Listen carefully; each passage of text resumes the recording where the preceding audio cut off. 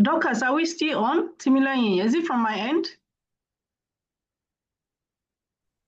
No, it's not from your end. I think Okay. you lost the speaker. Okay, okay.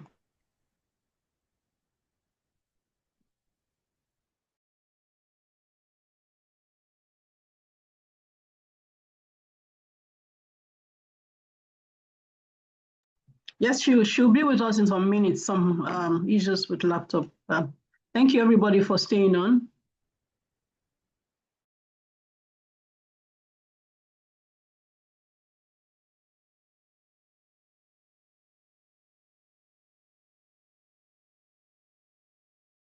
Dr. Teo. Dr. Teo, are you still there? Yes, I'm here. I'm here. Okay, while she sorts out the issues at her end, and as soon as she comes on, please, you can stop. Somebody is asking, how is retirement a gift?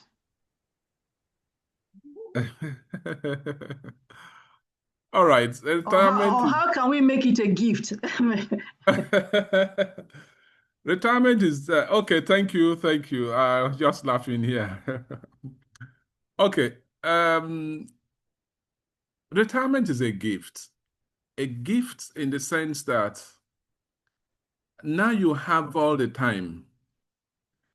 You're not expected to go to work. I mean, work as in the formal work that you are doing. Okay? You are not going to work. Nobody expects you to go to the office at 9 a.m. or 8 a.m. and leave by 5 p.m. or 6 p.m. or sometimes when I used to be in the bank, we'll close at 10 p.m. And you're not doing that. You have all that time available to you and somebody is still paying you money. Is that not a gift? So the time that you never had before, you have it to do other things in your lifetime. You can give your time. You can mentor people just as Dr. K is doing. You can give to society your time, your talent, the things that you have learned, the trainings and skills that the corporate world, wherever you worked, all those experiences, you can either use it for yourself, your immediate family, or to the larger society. Dr. Charity is back, so I can stop. So it's a wonderful gift that we have in our hands. Again, it becomes a gift if you have planned for it. Okay? So let me stop here and give the space back to Dr. Charity. Thank you. Thank you so much, Dr. Teo, for helping us with the little time we had. So Dr. Charity, somebody had asked how retirement can be a gift and why and how is retirement a gift. That's what we're talking about. Do you still have hosting right, or do I have to give it back to you? Let me try. Yeah, I think you have to give me again. Okay, just 1 second. And my apologies, technology just happened. For those of us in Nigeria, we are excited, not excited, let me not say excited. Well, we now see that you share in the network and power issues in America. Well, it's not a network issue. My light was on, but for some reason, I don't know what happened. The laptop just went blank, so I had to restart it. So, okay. Yeah, it was we don't have network issues. It's just my laptop. we do sometimes, though, so don't get me wrong. You don't have to defend. Remember, you still carry the Nigerian passport. All right, over to absolutely, you. Absolutely. Anyway, thank you all so much for your patience. So, why do we invest? And it's important that you know why you're investing. I always say that the most important thing when we take any decision, especially financial decision, is for you to know your why. Your why is that driving force that will keep you going. And I would say that we invest for the most part for high returns or profit. If I can just keep my money, I have maybe 10,000 naira and I'll keep it in my savings account or my checking account. And tomorrow I will just want the 10,000 naira back. There's no need for me to invest. So the only thing that will make me want to invest that money and put it into something a little higher, that has a little higher risk, is for me to get higher returns or profits on my money. So, and the reason is because the reason I would want that high profits or higher returns is because we know inflation. When what you buy for 1,000 naira today, come next 6 months, I'm not even going to say a year, in a couple of months, a few months later, you may not be able to buy that thing for the same 1,000 naira. So inflation erodes the return on your cash or any money you have in your savings account. So investment helps you to get higher return or profit to counteract the effect of inflation on your money. So it helps you to grow your money without really losing the value of your money due to inflation. That's really the reason we invest. So how does your money grow? The money you invest, how does it grow? Why wouldn't I just keep it in my savings account? Why wouldn't I just put it under my pillow or somewhere or save in my closet? How does money grow? If you know how money grows, please feel free to put it in the chat. But this is going to be the bedrock or the turning point of why you should really start investing today if you've not already started. One is returns. We talked about the return. Return is really the profit you earn by investing your money. Your money grows because you get returns on your money. Okay, that's number one. That's the basic. You can do that even by putting money in your savings account without investing, right? You can just put your money there and you earn your return. That return is an additional money that helps your money grow. But there's one important thing that Dr. Theo also mentioned in his lesson, and that is the power of compounding growth. And this is really the secret sauce for everything about growing your wealth. And compounding growth is growing your money, not just getting a return from your savings account or any return and just spending the return, but your ability to earn or compound the money you earn or compound the return you earn. So it's allowing your return to make more money on top of what you already have. So compounding growth is the returns you earn on your returns. So if you are not already compounding your growth, this is the time for you to focus not just on okay, I invested this money, or I saved this money, I made 5,000 naira or 10,000 naira, and you take that 10,000 naira and you go shopping. Doing that is not really growing your money. Your money grows when you take that 10,000 naira that you earned and reinvest it, so that 10,000 naira is not just 10,000 naira every month or every year, every quarter, but that 10,000 naira grows to bring you additional 2,000 naira or dollars, additional 5,000 naira. So your 10,000 this month is no longer going to be 10,000 next month. It's 10,000 this month. It's maybe 12,000 next month. It's maybe 15,000 next month, because you continue to earn return on top of the return that you previously earned. Okay. So why would I save my money instead of investing it? This is just going to be quick before we move into actual stock investing. But I am going to save my money because of income and value. We are jumping slides here, but that's okay. Investments can increase in value, okay, and provide you current income, or it can offer you both. Savings may just provide you income. It may just give you interest as income, but it may not increase in value. If you save 10,000 naira today, you probably will get your 10,000 naira back, and probably the interest. But investments that you put 10,000 naira today, in addition to the income that you get, 10,000 naira can turn to 15,000 naira in the next few days or weeks or months, as the case may be, in addition to the income that you get.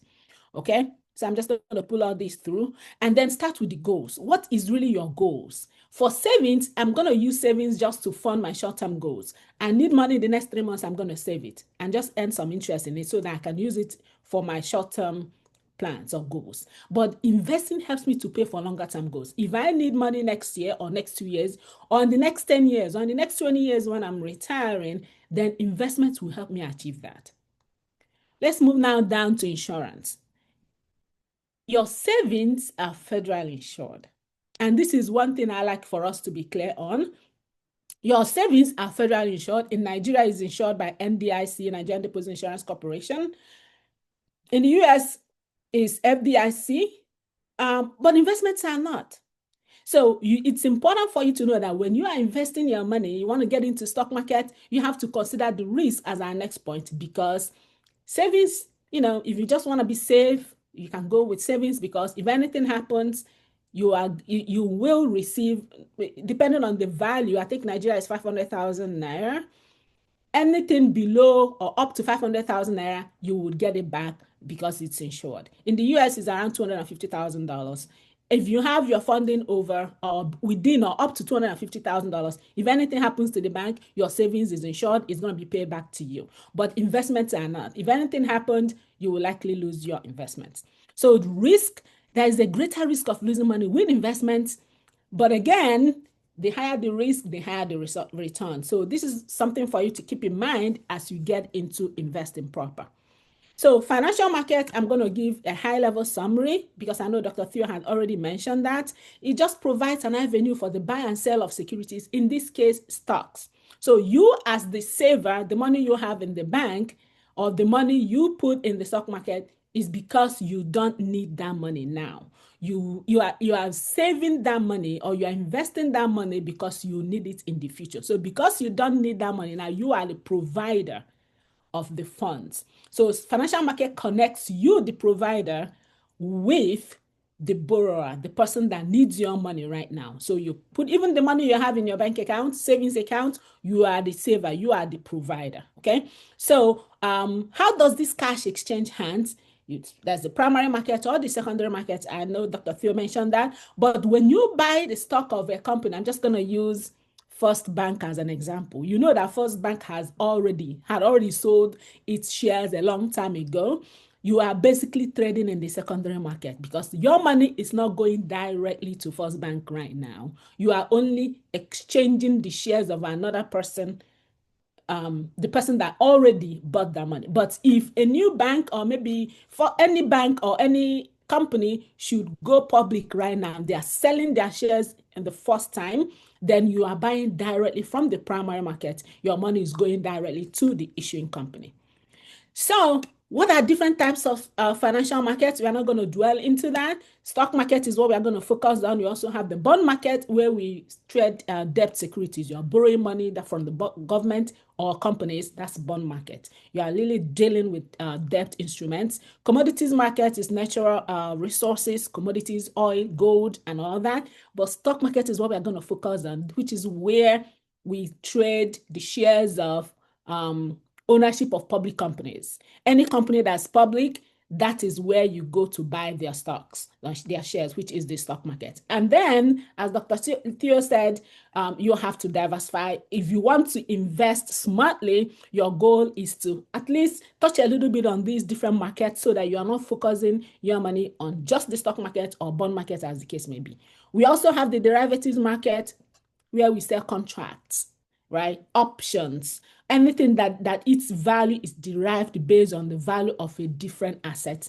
That is derivative market. And eventually you will start learning about options and contracts and all that. These are all derivatives depending on the instrument that it's being based on. Okay, the stock market proper. Now, the stock market reflects the economic condition of the economy. You can literally listen to see what's happening in the stock market. You can easily tell what's happening in the economy. And what does it tell you? It tells you what the investor confidence is. You can look at the stock market and say investors are not confident about this economy, right? What is the level of economic activities? You can easily tell. It reflects in the stock market. If the economic activities are high, the stock market is booming. If investor confidence is high, the stock market is booming. But if investors are not confident that the economy is good, or they're just pessimistic about the economy, you will see the stock market falling. So it's important for you to know these two things, because it's going to help you as you analyze the stocks you are buying. What is the investor confidence? Or how are investors feeling about the economy? And what is the level of economic activities? If you know these two things, it becomes easy for you to analyze the stock market. Now let's talk about the bull and the bear market. I like to focus the attention on these graphics here to the right. Without you just understanding the bull and bear market, if you look at these pictures, you can easily tell what is happening. You would see the bull the bull swipes its horns upwards. Is really, if you think about how they fight, the bull and the bear, how they fight, it will tell you what it means. This is the bear. The bear swipes its paws downwards. And this tells you, if you hear a bear market, you know that the market is going down. But the bull market really means that the market is going up. There's a positive investor confidence because the bull swipes its horns upwards. So that's really the difference between the two markets. So whenever you hear the bull market, the market is aggressively going up over time. Prices of things or stocks are rising, right? And then the bear market is just right opposite. The market continuously go down by about 20%, just reflecting how the bear and the bull fight each other. All right, how do you now monitor the market? When you start investing, how do you monitor the market? Or how do you even find the stocks you are going to invest? The first thing you monitor is events. And events are those things that are likely to change investor confidence. Remember, stock market reflects two things: investor confidence and economic activities of the country. So when you are monitoring the market, and that's why sometimes I tell people, if I'm investing in the stock market, I don't even have to, depending on the kind of stocks I invest in, I don't have to glue my eyes to the screen every time. Because if all I need is just keep my ears open in the economy, what event is happening? What is the new announcement? What is the new government policy? What is the trending thing? You can easily determine the events that will likely change investor confidence or affect economic activities. Once you identify these things, you will likely know how the market will move. Example is changes in interest rates. When government releases economic performance numbers like unemployment level, or maybe there's a new government policy announcement. These things can tell you, okay, how are investors feeling about this? And how is this affecting economic activities? Once you determine the direction it's going to go, you already know how your own particular stock will move. And I'm going to show you how to do that in a moment. The other thing you need to monitor is market indices. And market indices, really, we use that to gauge the health of the economy using two main indices. I'm going to focus on Nigeria for a moment. We have the NCE 30, that's the Nigeria Stock Exchange. This market index tracks the performance of the top 30 Nigerian companies listed in the stock exchange. We also have the NCE All Shares Index. It tracks the performance of all companies listed on the Nigerian Stock Exchange. Remember, the first one tracks only the top 30, but All Shares Index tracks all the shares listed in the Nigerian Stock Exchange. In the US markets, we track the Dow Jones. We have the S&P 500. Dow Jones tracks 30 top companies, just like NCE 30 tracks 30 companies in the Nigerian Stock Exchange. We also have the S&P 500, which tracks the top 500 companies listed in the US Stock Exchange. We also have the NASDAQ that mostly tracks technology stocks. So these are the main, depending on which market you are, you also have to monitor these market indices. That's really going to tell you where the direction the market is going. All right, now you as an investor, before you eventually invest in that stock, you want to ask yourself, what is my risk tolerance? Because what Dr. Theo invests in, I may not invest in. What Ms. Bimbo invests in, I may not invest in, because we are two different people. Our risk tolerance might be different. So I say this to say it's important that you know your own risk tolerance. Do not invest because this person says this stock is good. And do not invest because there's a hype on social media. Everyone is investing in Tesla, so I'm going to go and invest in Tesla. You might lose your money and the other person might not lose their money. So it's important for you to understand your own risk tolerance. What is your willingness to lose some or all of an investment in exchange for greater potential returns? Some people might do that because they are willing to lose it all without even shaking because they have that higher risk tolerance than you are. And then what is your investment strategy? Whenever someone asks me, what stock should I invest in? 98% of the time, I don't have a straight answer to them because before I can tell you this is the stock to invest in, I need to ask you some questions. I'm going to start from your risk tolerance level. I'm going to ask you your investment strategy because what I may consider a good investment for me may not be a good investment for you. So it's important you know your investment strategy. What is your purpose and style of investing? Are you a growth investor? Are you a value investor? And are you an income investor? depending on which investor you are, that will determine the kind of stocks that you will invest in. And that will also determine the kind of things you look out for. Because as a value investor, I'm looking at completely different things. A growth investor is looking at completely different things. An income investor is looking at completely different things. So if I invest because you are investing in this, you might make money and I'm losing money because what I'm looking at is not what you are looking at. So do not invest because someone says this stock is good. You want to understand what kind of investor are you? What is your investment strategy? And I'm going to explain these things in a greater detail in the next slide. And then asset allocation is the distribution of assets among investments to balance risk and reward. You must tell yourself, okay, this is how I'm going to distribute my assets. I need maybe 50% in equity, and I need maybe depending on your level, and we're going to come to that in a moment, I might need maybe 30% in equity. I need 50% in income, fixed income securities as the bond markets and all that. And then I need 20% in cash and cash equivalents, depending, or even derivatives, depending on your level. You want to, first of all, determine your asset allocation, and that's going to tell you what kind of investment or how much of each asset you put in your portfolio. Then your rate of return. Keep in mind, rate of return is the percentage of money earned or lost on investments.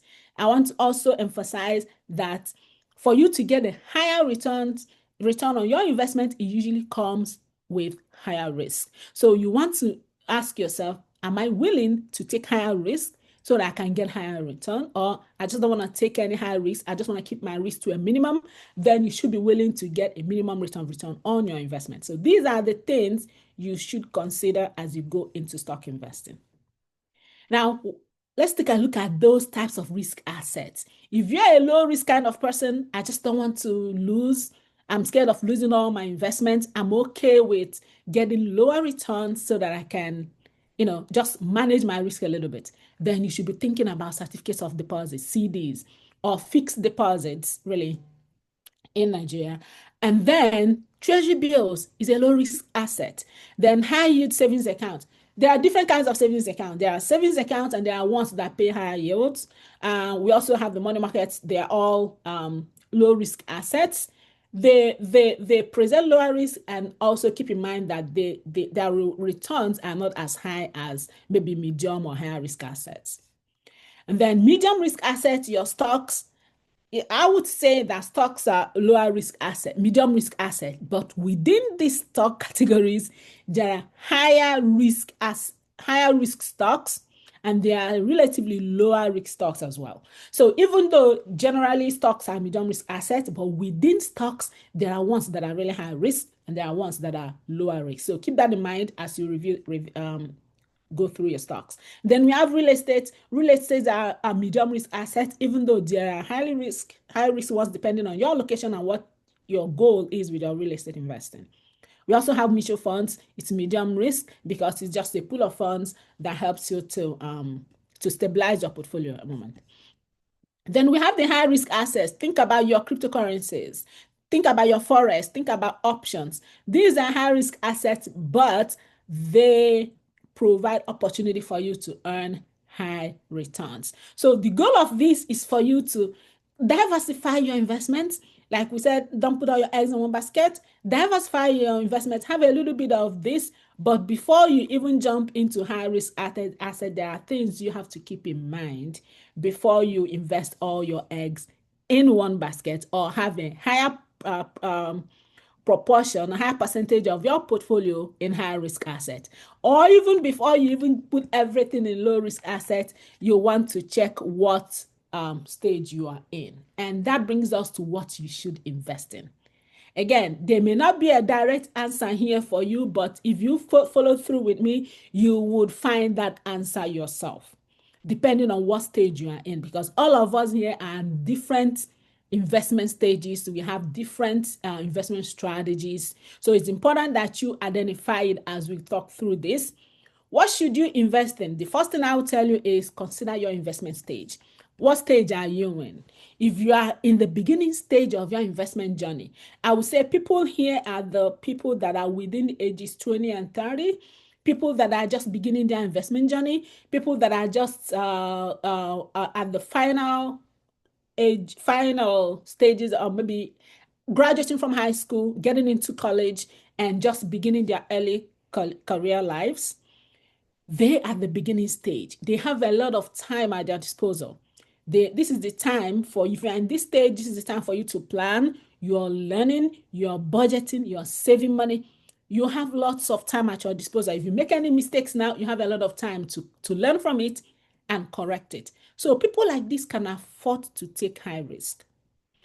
I'm not saying go take high risk, but you can afford to, because it will be an opportunity for you to learn what those risks are, and then have time to correct your mistakes and perfect on it. So if you are at this stage, yes, you can afford to take high risk.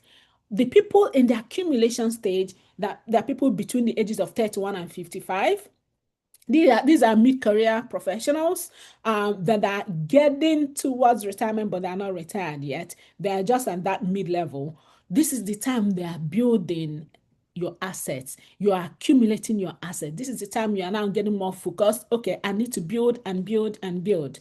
You have medium time, so you can afford to take medium risk. So if you are within this age, this is time for you to continue to build. You are no longer learning because you've passed through even though you can still learn here, but you are almost getting stabilized.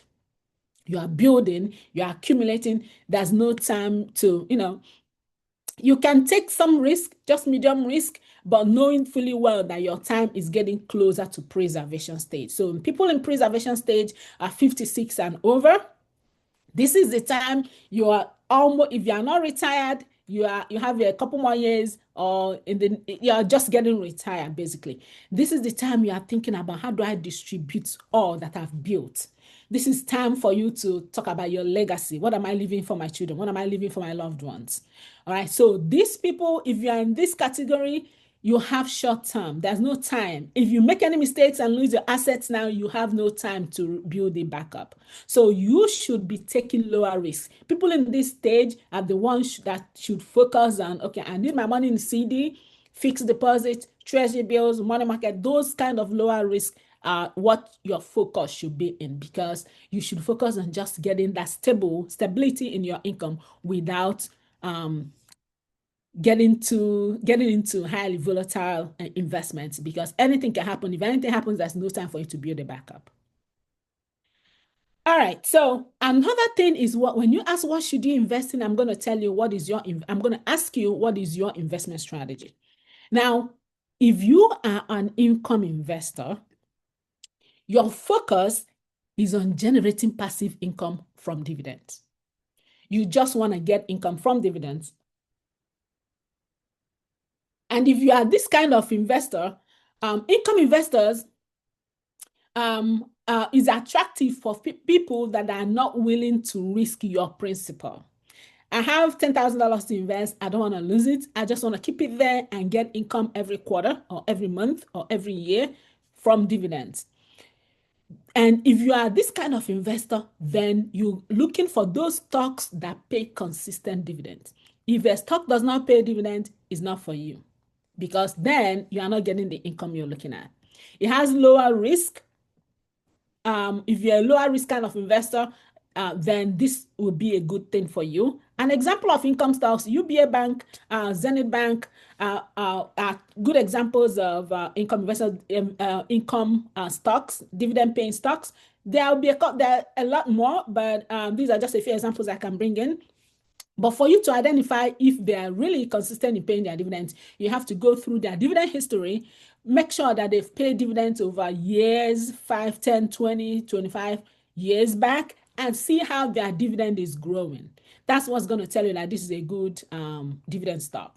Example, US stock, dividend stock is Realty Income. Realty Income is what they call dividend aristocrats. It's just one of them. They pay monthly dividends. Most stocks pay quarterly dividends. Realty Income pays their monthly dividends. There's a lot of dividend aristocrats, and these are people that have paid consistent dividends for the past 25 years. If you find companies like this, these are good examples for those that are income investing. You are sure that every month or every quarter, your dividend is coming to you. So keep that in mind if you are an income investor. If it's not paying dividends, then this stock is not for you. All right. So another question I asked, another investment strategy is growth investing. Now, growth investing is it's focuses on increasing the value of your portfolio over time, and then they sell for profit. It expected to generate profits faster than the market. Now, let me give you an example. If you want to go into a poultry business, the question you should ask yourself is, what kind of birds do I buy? Do I buy layers or do I buy broilers? I think. So layers lay eggs. Layers are like income investors. You are not focused on just selling the hen, the layer has itself. You are focused on this bird laying more eggs for you that you can sell and make money from the eggs. If you are focused on that, then it's similar to income investing. But if you're just buying broilers, you want to grow them for 3 months and then you sell them, those are growth investors. You are buying stock today. You're not focused on any dividends. Not paying dividend is good for you because you want to buy it at maybe 5 naira or 10 naira or even 20 naira and sell it at 50 naira in a few months. That's growth investing. These growth companies don't necessarily pay dividends. Some of them do, but it's not a priority for them. Their priority is for money I invest in this to grow so that they can get their capital gains. There is potential for high return and also higher risk because the shares that or the stock you buy may not grow as you want, right? There's a higher risk of it not increasing in price, and then you don't have dividends you're getting. So you have potential to lose your money as well. Little to no dividends because they invest their cash back to grow their capital base. That's how they give you the opportunity for investments to grow. So most growth stocks don't necessarily pay dividends. If they do, it's just very little because they're putting their money back to grow their capital base. It's common in technology stocks, alternative energy, and biotechnology sectors. An example of a growth company in Nigeria is eTransact. A lot of people are rushing to buy Tesla shares. I'm not saying it's bad, it's good, but Tesla is a good example of a growth company that a lot of time people get into it. I know of someone during COVID that complained that he lost a lot of money during COVID. And then I'm like, okay, why would you lose money during COVID? A lot of people are making money during COVID. I made money in stock market during COVID. But it depends, and I asked him, what kind of investor are you? What kind of assets are you investing? He was just jumping and investing because other people are investing. I told him, okay, so if you are this kind of investor, these are the kind of things you should look out for. These companies, for growth investors, there's no dividend. So even if the market is going down, you are going down with the market. But income investors can continue to make money even when the market is going down because they are really not interested in selling for capital gains. They are interested in their consistent income streams. That's how they make money. But growth investors, there's potential for you to buy something today for, let's just say, 50 naira, and it grows to 150 naira. It grows to 100 naira. So depending on what your strategy is, you please make sure that you choose the right investment based on your investment strategy. Then what about value investors? Value investors focus on finding undervalued stocks. They sell it and profit when the stock price increases for a fair price. Now, they are different. Someone will say, what's the difference between them and growth stocks? Value investors is just undervalued. It's not as if they are growing to something else. At this moment, maybe there's some kind of news that maybe there's something about the CEO of the company, or maybe there's just something that's haunting them for a moment that's kind of temporary. Their stock prices will fall. But in their books, the price is supposed to be, I'm just going to give a random example here. I know MTN and Nestle have this characteristics. Their prices in their books, based on their assets, based on their projected income stream, should be really, really high. But because of some little glitches here and there, maybe something in the news, their prices fall very low. If you find something like that, some people is just what they do. They are looking for those value stocks. Oh, this prices is really down. The prices for these stocks are really down, but they should be high. Those kind of investors buy those things when they are low because they know that the fall in prices is just temporary, that eventually it will come back up to what it should be. If you are this kind of person, you're a value investor, okay? So there's potential for high returns for those who do their homework. You must do your homework, otherwise you will not be able to identify if it's a value asset or not. So it may be difficult to find it. It requires research. These companies pay regular dividends because for you to wait for the value to increase, they have to pay you some kind of dividends to encourage you to wait. So it's lower risk than growth stocks because you are sure that this asset is selling below value. Based on their books, their fundamentals, their assets, they are worth more than they are selling for now. You know that eventually it might take a little while, but eventually the price is going to rise. Okay, so it has lower risk because you're buying it at a discount. Now, the last consideration for you when you're choosing what to invest in is your management style. A lot of people do not want to get your eyes glued on the screen, reading charts, right? Doing all those technical analysis. But some people thrive in it. Some people love technical analysis. Some people just want to, every day they get on their screen, they're trading daily. If you have an active trading style, that means you want to continuously monitor, buy and sell for profit every single day, then you should focus on growth stocks. And the income type that they get is really capital gains. I want to buy it at low price and sell it at high price. That is really why they do all this technical analysis. Then there's potential for high taxes though if you have this active trading style because you are buying and selling for the short term. You are likely going to pay higher taxes if you hold your assets for short term. But if you have a passive investment style, I don't have time to monitor the market, I just want to buy it and hold it for longer term, then this is applicable to those value investors and income investors.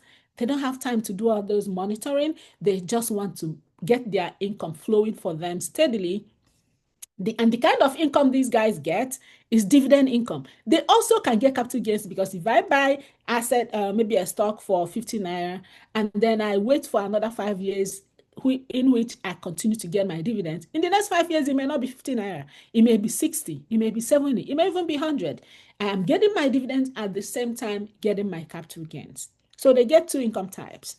This is because you're holding it for a longer term, there's potential for lower taxes. Okay, so your taxes are a little lower because you are buying and holding for a longer time. But if you buy today and sell tomorrow in less than 30 days, keep in mind that you're going to be taxed higher because you are holding for a shorter term. So how do you now evaluate stocks that you're going to buy? This is important because before you say, I'm buying this, you want to evaluate. One of the things that I like to use or strategy I like to use is volatility, how the stock moves in relation to the market. Remember, we talked about the market, you understanding how investor confidence and economic activities reflect in the stock market, right? When you understand what's going on in the economy, you will be able to know, even without looking at the computer screen, even without looking, because you know your stock and you know your stock volatility, you can easily tell, oh, they said stock market is down 20%. I know my own stock is going to be down 20%, or I know my own stock is going to be down only 10%, or I know my own stock is going to be down even more than the market. It is this volatility that tells you how the stock moves in relation to the market. And how do you do that? I'd like to introduce you to the concept of beta. A lot of you may know about it, but it's a great thing, indicator to use as you analyze the stock market. Consider your market as one.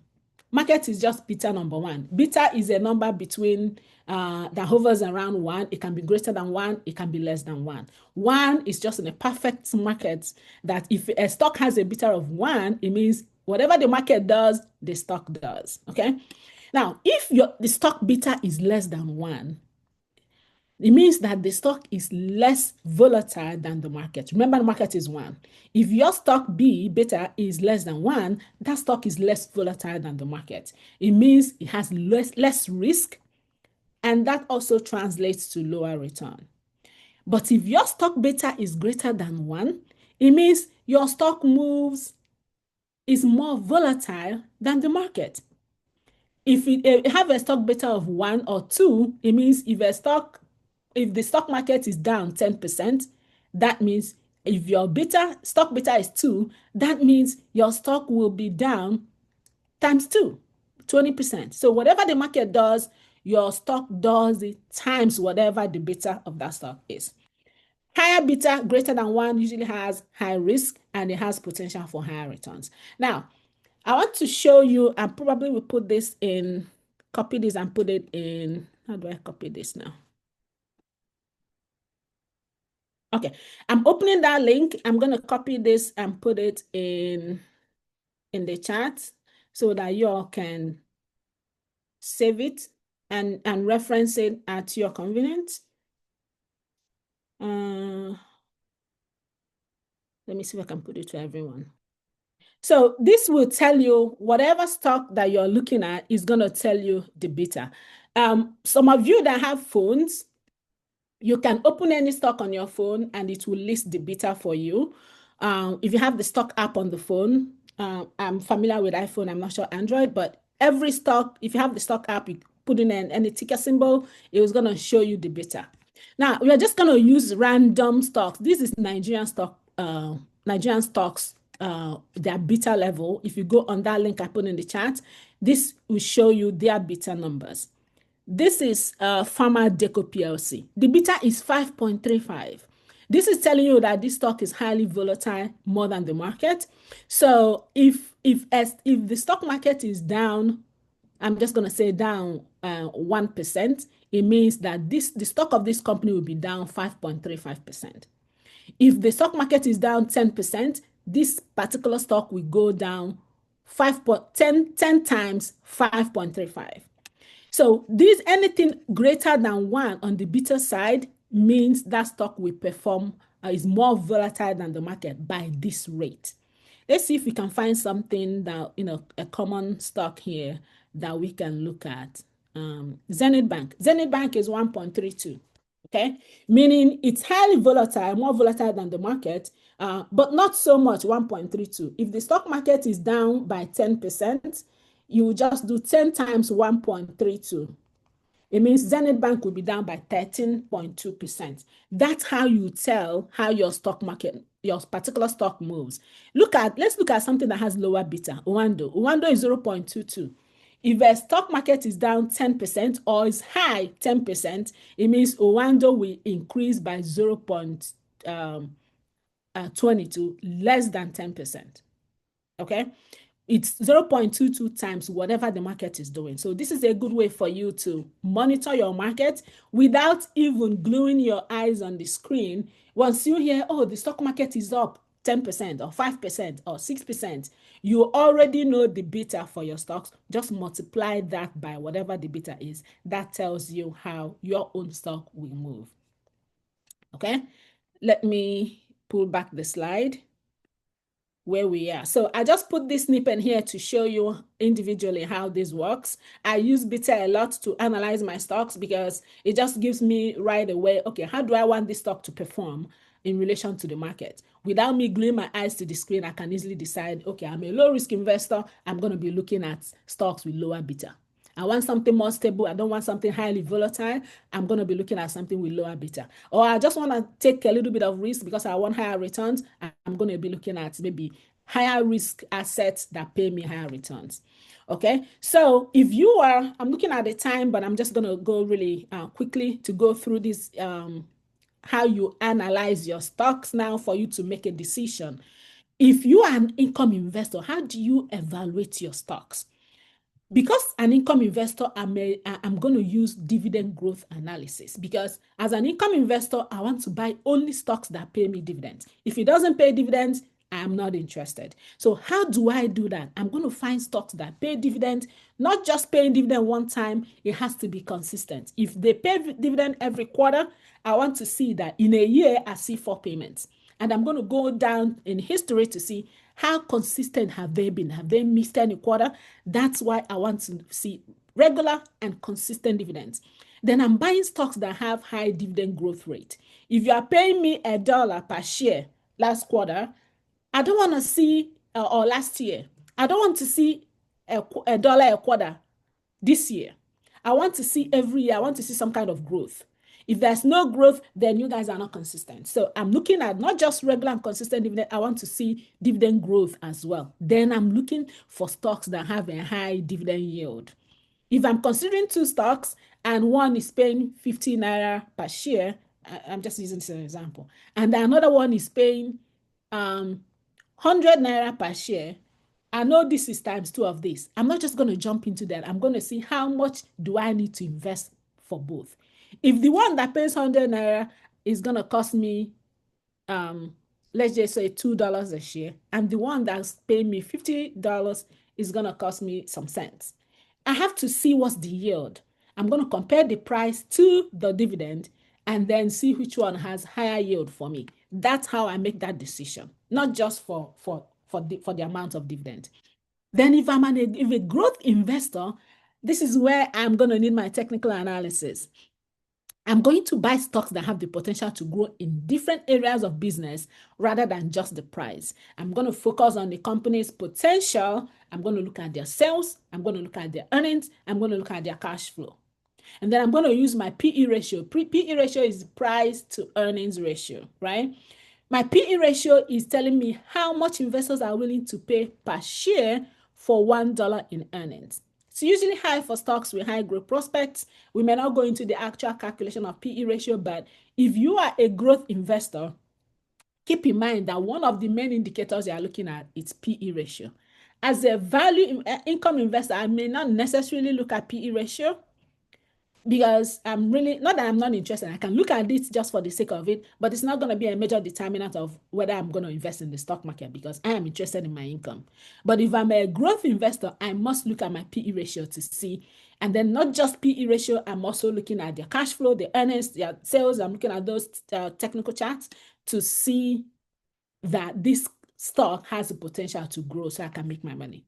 But if I'm a value investor though, I'm not necessarily looking at technical analysis. I may look at it, but my focus will really be on my fundamental analysis, meaning I'm looking at these companies' books to understand what their true price is. Have you ever thought about buying a car? And people are asking what is their book value, right? They want to see the actual original price of the car, right? It's the same thing as stocks. If I'm a value investor, I want to see the true price of this stock, not necessarily what it's selling for now, but the true price in their books. Then I will buy stocks that appear to trade for less than their true or book values. Then I'm buying this in anticipation that this price will eventually increase to meet its true value. There's no guarantee, but your analysis can help you make an estimate that, or just guesstimate kind of, that it will eventually grow. The kind of analysis I'm going to be looking at is their price to book ratio. Growth investors might be looking at PE ratio, price to earnings ratio. I'm looking at price to book ratio, that's PB ratio. Then I'm comparing that price in the book to the price it's listed it's trading in the market at the moment. It's usually lower for stocks that are undervalued. If I see a PB, price to book ratio, that is lower, then that kind of tells me that this stock might be undervalued, and it might be a potential for me to yield higher return for me as a value investor. Now, once you're ready to buy your stocks, then all you got to do is open a brokerage account. After you've done your analysis and you said, okay, I'm a growth investor or I'm a value investor, these are the kind of stocks I'm looking at. Okay, now all of these stocks, which one should I buy? Maybe I should go for the one with higher beta, or maybe I should go with the one with lower beta. You go through them and you listed your stocks. Then the first thing for you to do is open a brokerage account. There's Stanbic IBTC brokers, Meristem Stock Brokers Limited. There's a ton of them. There is even some fintech apps, a lot of them that you can use to buy and sell your stocks. But you have to have this brokerage account first. Once you have your brokerage account, you fund your account. Once you fund your account, you trade. Now, when you are buying your shares, every share has a ticker symbol. You must know your ticker symbol because that's how you search for the share, and then you enter what quantity you want to buy. I'm not sure. I'm going to pause here, but I believe in Nigeria, you have the option if you are buying individual stocks. I don't know if you have the option to select your order type. But really, I'm talking using US stock brokerage platforms now, you are able to select how you want to buy. And one thing about that option is you're able to say, okay, maybe I'm going in for a meeting and I need to buy this stock now. And the price it's selling now, let's just say it's selling for 55 naira per share. And I don't want to buy it at $55. I think it will go down to maybe 50. Now, you may not have the time to get your eyes glued on the computer or your phone app to do that. All you got to do is you select your limit order. You set it up and tell them, buy this share at $50 or 50 naira. You make that limit. You put in the price you want to buy. Once you set it, you go. And then you select whether you should day trade, it buy during the day or after hours. What happens is you go about your business. Once that price falls to 50 naira, it will execute. If it doesn't get to 50 naira, it won't buy. But if you just hit buy, it defaults to market order. A market order is simply saying buy it at whatever the price is. You are buying for whatever the going price is. That means in this example we gave, your stocks will be purchased at 55 naira. Personally, I don't do market orders except if I know that this price is right. And maybe if I blink, it might go back up, then I'll buy it at the moment. I always like to control how much I pay for stocks. So I use limit order to put the price. And once I set it up, I close and go about my business. Once it gets to that price, it executes. So there are so many other options, but these are the two common ones you can use as you're buying your stocks. And it just helps you to control how much you pay for it.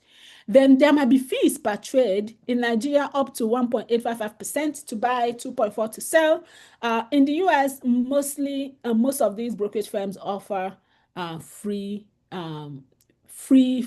fees for you to buy and sell your stocks. But once you start getting into options and all these derivatives, fees apply. But for just regular stocks, buying and selling, it's usually free for most of the brokerage firms. For those in the US, I always tell them, don't pay any fees because there are so many good brokerage firms that you can buy and sell your stocks without paying a dime in fees. So keep that in mind. In Nigeria, you make sure that you consider the fees as you get into these platforms or brokerage firms. Compare their fees and make sure that you are comfortable paying whatever fees that are out there for you to buy and sell stocks. Okay, so this is where we stop. I can take your questions. I know there's a lot of things to cover in stock investing, but this will get us started in that journey. Okay, thank you. Thank you so much, Dr. Charity. As usual, you've delivered and simplified things for us. Do you want to stop sharing your screen? Okay, yes. Yes, thank you so much. I'll just give you a little bit of time to take a breathing break, and then while we have Mr. Olowu speak about, we have a star prize, so he's just going to, explain how to go about that. Mr. Olowu, can you talk? I think I made you. Yes, Coach BK. Yeah, thank you so much again today. Yeah. Thank you so much, man. It's always a pleasure.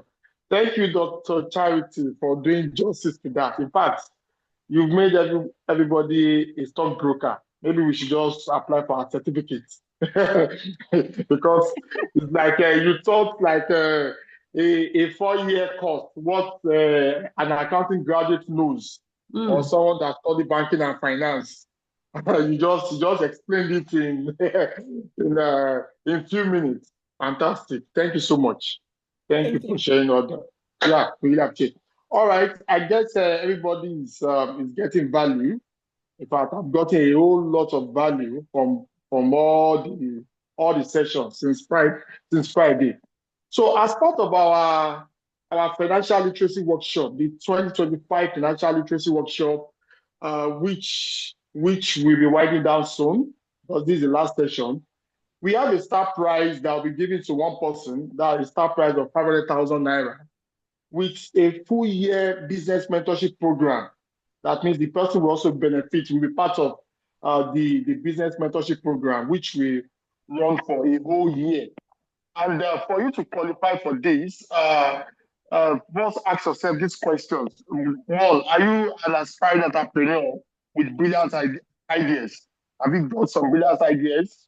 if you are an aspiring entrepreneur, or do you own a startup or an existing micro or small scale business? Probably you just have a startup, a small business somewhere that you are running online or whichever. Or do you need a competitive edge through funding and business mentorship at no cost to you? Then if you tick all these boxes, then this is for you. But to qualify, you will need to explain, you send the business proposal. In your business proposal, you will need to explain in not more than 500 words how this funding, that means this non-repayable grants, you are not paying it back. It is non-repayable business grants for funding, and also the mentorship will impact on your business, your existing business, or your idea. And you have to send all this to financecoachbk@gmail.com. I'll take that again. Yeah, to qualify for this, you have to send a business proposal, and in your proposal, you have to explain in not more than 500 words how this business funding, that's the non-repayable business grant of 500,000 naira, which you'll be getting, and also the business mentorship program, how both of them will impact on your business or on your idea. And you have to send to financecoachbk, finance and coach and bk @gmail.com. In addition to this, 5 more participants will also be shortlisted or selected to also join the business mentorship program. And each of these will also be getting some financial support and to also boost their entrepreneurial journey. So aside the start price of 500,000 naira and the business mentorship program, we also have 5 people that will be selected as well, who will also be getting some financial support, and they'll also be enrolled into the business mentorship program, which will run for a whole year. And there is a lot to gain from the business mentorship program, aside the start price and the other financial consolidated prizes. So I think for me, I would say the mentorship program, it's even more of the main prize. So do well enough to package your proposal and send to the email address that I mentioned.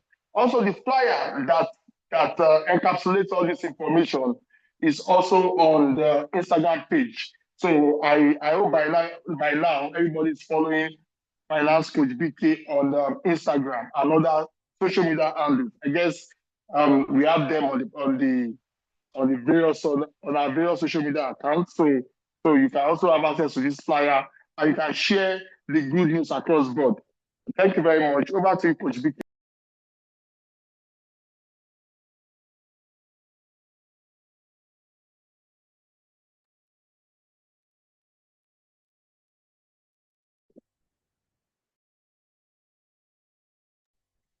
Ms. Bibo, you're muted.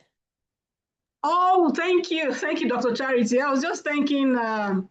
Olowo and appreciating him for supporting the community, and thanking him because he's also supporting financially.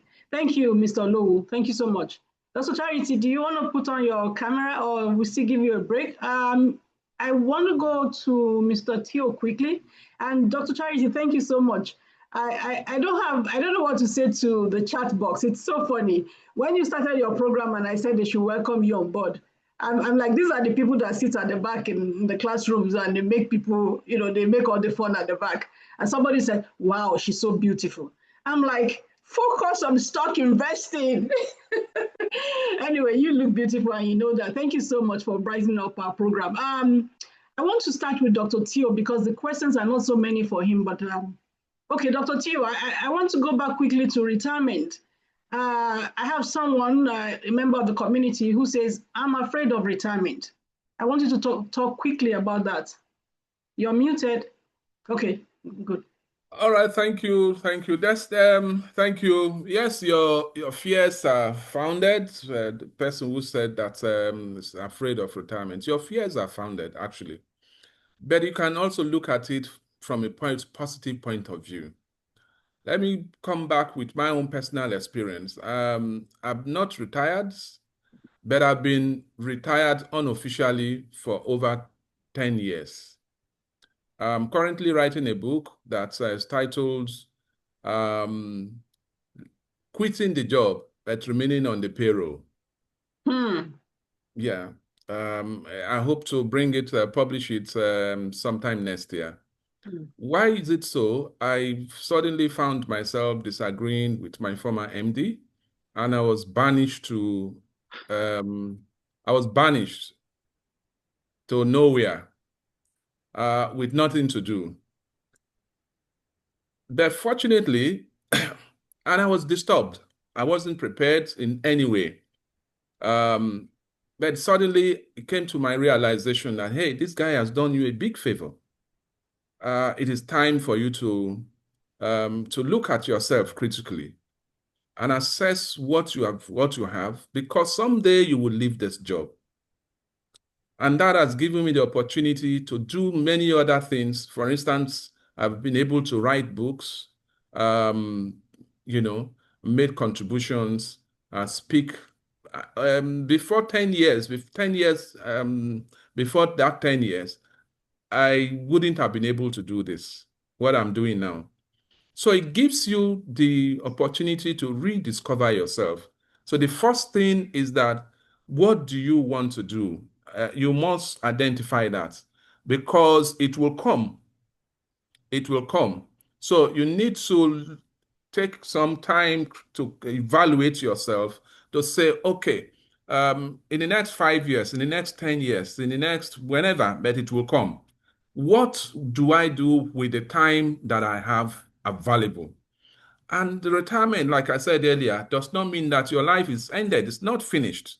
We still, if you retire at 60, and you are able to take good care of yourself and God being on your side, you can live for another 30 years, 35 years. So what do you do between that active period and the time you are not very active? So you need to apply your skills, your knowledge, your expertise, and the time you have to do other things. It may not be 8 a.m. to 5 p.m. job anymore. But Dr. Charity has told us something. You can begin to have be an active trader. You don't need to go out of your home, all right? And you're still making money. You can learn. You can go back to school, for instance, and learn, okay? Unfortunately, Dr. Charity is there. So you can talk with her and then make contributions to your community. So you don't need to be scared. It's a welcome thing, because like I said, I am not retired, but I've retired. Okay, because fortunately, fortune smiled at me and prepared me for retirement. And I'm happy that I'm doing these other things. Sometimes for a payment, sometimes I get paid far more than what I would have earned on my regular income for just speaking for 1 week. So you can apply your time, your knowledge, your skills to do other things. Thank you. Let me not talk too much. Thank you so much. Thank you.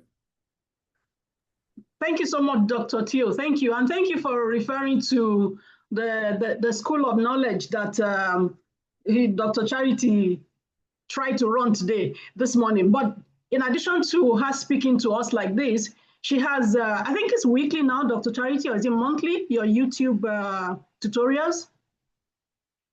It's weekly. Weekly. We got so busy this past few weeks that I know you've been very busy. But it's a weekly video sessions. Okay, so she has a podcast where she breaks things down, and I think it was Dr. Teo that was saying that she's really broken down the presentation today. So she has different topics, and the aim, like we always say in this community, is financial freedom. So what she's trying to teach us today, she has lower level explanations of, some of these concepts. So please go to her YouTube channel. I think my team, my friends that run Finance Coach BK with me should have put her YouTube channel link in the chat box, and also the Instagram channel. So she does teach, and I get them. I get the tutorials, and I always say thank you, because I'm not an expert in stock investing. I'm not. So I keep learning. So thank you very much. Dr. Teo, you want to run away? There's another question, but maybe I should come back to you. Our sponsors are still on the program. They are with us today. Hafiz, thank you so much, Mr. Gumbi, for being part of this. A quick question for you. Are you there? Yes, ma'am. Right here, ma'am. Okay, thank you so much. So there's a question. A student has limited funds and can spare maybe 10,000 naira, 20,000 naira per quarter. What can they invest in? There's a second question, but maybe I'll let you take this. Yes. So for a minimum amount of 10,000 naira or 20,000 naira, I think since you're looking to invest it quarterly, an ideal investment plan you'll be to do it in one of the mutual funds. Now, the choice of which mutual fund to do would depend on the kind of investor that you see yourself to be. Do you think these funds, what exactly are you looking to do with the funds? Are you looking to grow it over a long term, or are you just looking to save towards something? If you're looking to grow the fund over a long term, and you think that you can leave the funds for, say, you can keep doing it every quarter, say 2 years, 3 years, or even longer, an ideal investment would be the equity fund, because over the long term, investing in equities tends to return much higher than fixed income. And because it is a managed fund where experts who understand the market handle the fund, you don't necessarily have to think of which stocks to buy now or which stocks to sell or whatnot. We do all of that based on the market intelligence that are available to us. So, and since you are not doing it for a short term, if you are not doing it for a short term, then you can have, even because the stock market is always volatile in the short term, if you are doing maybe a couple of months, you can be down in terms of your principal can be affected. But over a long term, so far you're investing in fundamentally sound stock, you tend to see the value of whatever you're investing in those stocks. So investing in equity fund would be ideal in that kind of scenario. So and the equity fund, the minimum investment amount is 10,000 naira, luckily.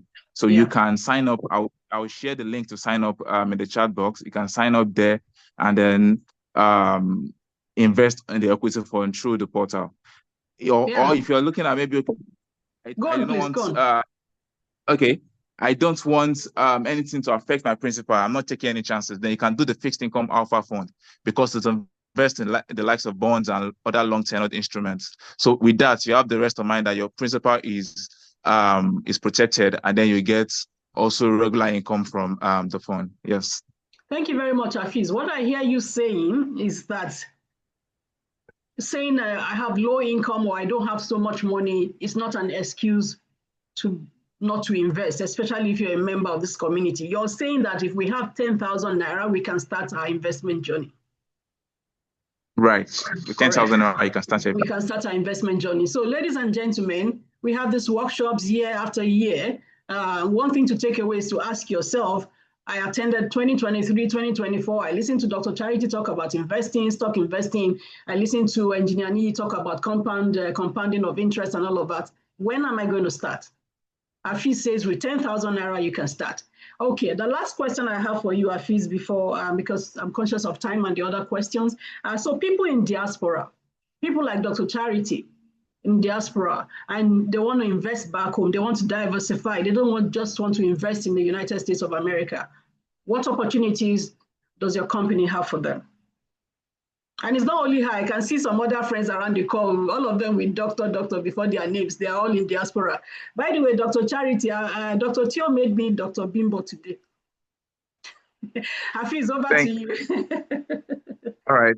Thank you so much, ma'am. Yeah, so even for people in diaspora, luckily, I mean, even recently, we've started to see a lot of foreign investors even investing in the Nigerian stock market because of the outlook. I think Dr. Charity had mentioned earlier that you would see the stock market usually is an indicator of how the economy is performing or what the investors generally think is the confidence level of the economy. Because of some policies that we believe that investors believe that will be key in years to come that they've started to see in place. I think we've started to see a lot of capital inflows from foreign investors. So Nigerians in diaspora can look at investing in the stock market through Cardinal Stone. Besides we doing the equity fund and other funds that we offer, we also are a stockbroker. In fact, we are the #1 stockbroker in Nigeria by volume of transactions and value. In the last 3 years, we have come out top in that market. So you can open a stockbroking account with Cardinal Stone and begin to invest little by little through Cardinal Stone. So you look at which companies do you think you can invest in. But generally, and one thing about it is that once you're clients of Cardinal Stone, we tend to send you stock recommendations every now and then, every week, just for you to see our thoughts from our research. What do we think of these companies that are listed on the exchange? We have about 30 companies that we cover across the market. You can look at this frequent report that we release on them to see, okay, what are our outlook on these companies, and then you can invest accordingly. So yes, you can open a stockbroking account with Cardinal Stone. If you're an investment, if you are a Nigerian in diaspora, or even if you're a Nigerian staying in residence in Nigeria, you can do that through Cardinal Stone. Thank you so much, Hafiz. What's the minimum to start this brokerage account? To open a brokerage account is free. There's no minimum amount. In 5 minutes, you can create your account through Cardinal Stone, and in 24 to 48 hours, your CSCS account, which is your brokerage account, will be created. So far, all the minimum requirements is met to open an account. Okay. Thank you very much, Hafiz. I'm sure that before we wrap up, if you have any final thing, being our sponsors, you'll have a minute or a second to talk about that. Thank you so much for these questions, for answering these questions. I'll just quickly, thank you. I'll quickly go to Dr. Charity. Dr. Charity, Igboke Kingsley says, is the beta of each particular stock static? I'm going to say yes and no, because it can be, but as the business evolves, business is not static, depending on how it evolves. But for the most part, if a business is high risk, it's usually high risk, except if there is a major structural change in the business, which can happen. But if it's usually below 1, it will be around that below 1, except if there's a major transformation, maybe in their business operations. I know of a company in the US, a chemical company that has always been closer to 1. But then, because there's something about their business operations that they are selling off a segment of their business to introduce new segments. So once that happened, the moment that was announced, their company's stock fell significantly, over 50%. But because I've known the company for a while, I know that's value there, that it may be temporary. The moment they introduce the other safer operations and safer lines of business, that will likely dilute their beta in a bit. So it can be static, but it can change as the business transforms. Yeah. Okay. Thank you very much, Dr. Charity. Just one last question for you. And ladies and gentlemen, like I said, Dr. Charity has been part of our programs for 4 years, and her conversations are always very simple. She has a YouTube channel with all these details and conversations, ongoing conversations around stock investing. You can go to our YouTube channel to watch. You can also visit our channel to watch. And if you have any question, please send the questions to financecoachbk@gmail.com. I will certainly get you responses from Dr. Charity or any of our investment experts. So Dr. Charity, the last question is, I don't know how you are going to answer this question, because it's the person says, I'm afraid of investing in the stock market. What should I do? What advice will you give to that person? I'm afraid of investing.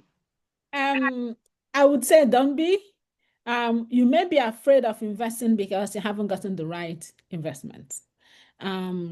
Like I said in the example I gave, someone lost almost $20,000 during COVID, and I told the person you shouldn't have, because smart investors were making money, even when the whole market was crumbling. In fact, during COVID was when I bought the most amount of shares, because all assets were low, were devalued. I'll put it that way. And if you already know the kind of investor you are, the kind of assets you're looking for, that was the time for you to make fortune. And all those while, most stocks were for dividend income investors. All income investors were still receiving their dividends. So the fall in prices were just temporary. And once the market recovered, their book value, the value of their portfolio recovered. They've made their money And the people that lost money were the people that were looking to buy and sell. I'm not saying buying and selling as a growth investor is bad. No, growth investors made a lot of money too, depending on the market cycle. So I said this to say, do not be afraid.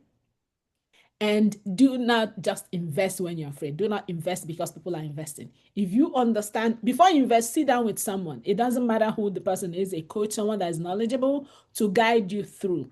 Once you understand your kind of investor, the kind of investor you are, you'll be able to select stocks that will suit your investor profile, and you'll be okay. Even if the market is falling, because you know what to put your money in. It may just be a matter of time. And remember, for people that are someone like you that are scared of investing, means you really don't want to take that risk. That's what is signaling to me, that you may not want to take that much risk because you're scared of losing your money. You're pretty much more likely to be an income investor. Will be most likely best for you. And within that, maybe dividend paying stocks, we have to be selective on the kind of assets or stocks that you put your money in. And you will just be okay.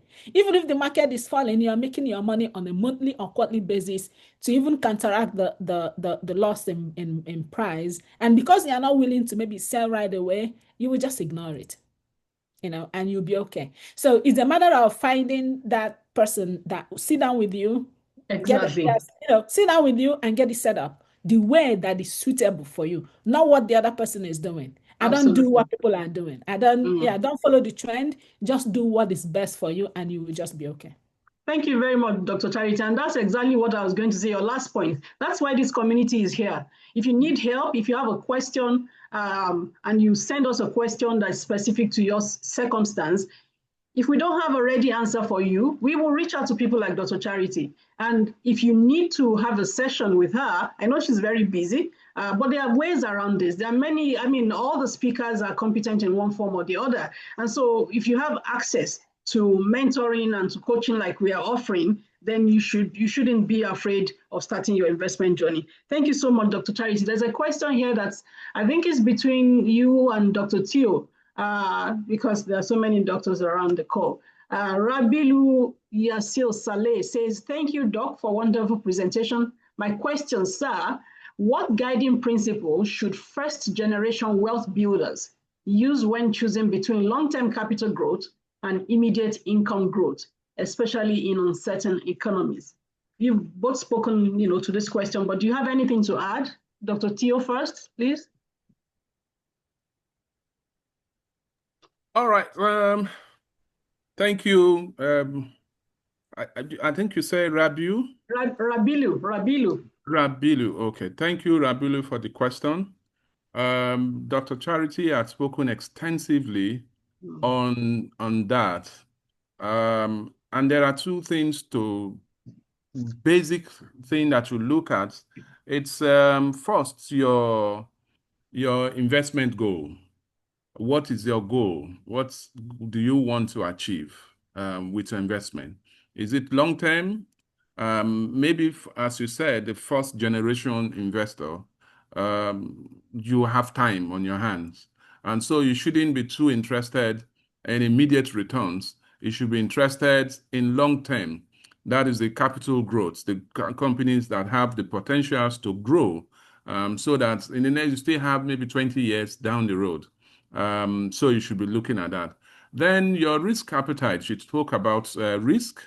Okay, so it depends on the level of risk that you can take. As a young man, you can take higher risk than somebody who is older. I mentioned in my presentation of a personal experience that I had more than 20 years ago when I lost money in the capital market. And because of that, I left the capital markets, because I didn't want to lose the money. I was still grappling on how I would repay my loans. But I could withstand it because I had time.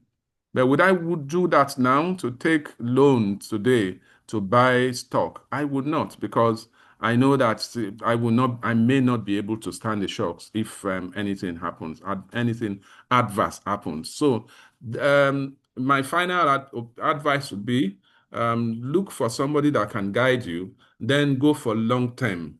Okay, go for long-term, the ones that would give you higher capital growth over the years. That's what I would advise you. Thank you, Rabilu. Over to you, Dr. Charity. Thank you, Dr. Theo, for making justice to that. I will just add one more thing. I would say before you get into, even though your goal will be long term, but I always like to take it in stages. I wouldn't, if this is your first investment, I wouldn't put it all in long term. What I normally do is, okay, ask yourself first, do I have money to meet my day-to-day and month-to-month expenses for the next 3 months? If you don't have it, then I won't put all that money into long-term investment. I'm going to put some into CD or fixed deposit for 3 months. Then I ask myself for the next 6 months, if I exhaust that 3 months money that I put in CD, just in case I lose my job or my business, do I have something to cover me for the next 3 months after that, just for the next 6 months? If not, I would also put a portion into maybe a 6 to 1 year CD or fixed deposit. Once I have a portion of my money sitting in 3 months CD or 6 months CD or 1 year CD or fixed deposit, then I can comfortably take the rest and do long-term investment. The reason it's important is because if you put all your money into long-term investing and something happens, we talk about emergency fund, and we think it's all one of those things financial coaches talk about. And your emergency fund doesn't have to be sitting in your savings account or checking account. You can put it in a high yield money market or high yield savings account. You can do your CDs or fixed deposits. That's how you do it. Before you even put all your money in long-term investment, make sure there is something in a 6 month CD or 1 year CD or fixed deposit. Then the rest of it, you can comfortably put it in. So that if anything happens, you have a backup. You are not rushing to sell off your stocks or your assets when it's not the right time for you to sell. You'll have something that you can fall back on. So that's the strategy I encourage everyone to take. Don't put all your money in long-term, even stocks, unless you're a day trader and you want to buy and sell on daily basis to get your money. But if you are looking to grow your money long-term, which is a good strategy for you based on your age, then please make sure you have something in CD or fixed deposit for the next 6 months and for the next 1 year, and then the rest can be for your long-term investment. Thank you very much, Dr. Charity. Just one final question for Hafiz, and then and his closing comments from them being sponsors for our program this year. Hafiz, somebody says, is there any age limit to opening brokerage or any account with Cardinal Stone? Thank you so much, Ron. With regard minimum age, it's 18. So you have to be the legal age before you can open an account. However, people below 18 can open a minor account. So what that means is their guardian will be in charge of the account on their behalf.